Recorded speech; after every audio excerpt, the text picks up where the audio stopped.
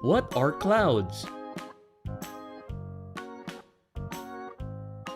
A cloud is a large collection of very tiny droplets of water or ice crystals. The droplets are so small and light that they can float in the air. How are clouds formed? All air contains water, but near the ground, it is usually in the form of an invisible gas called water vapor. When warm air rises, it expands and cools. When billions of dust and droplets come together, they become a visible cloud. When billions of dust and droplets come together, they become a visible cloud.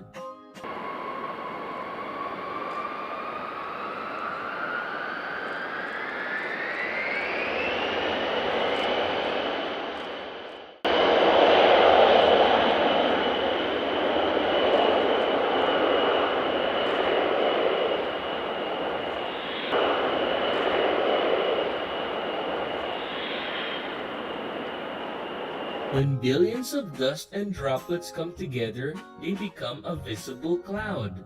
When billions of dust and droplets come together, they become a visible cloud.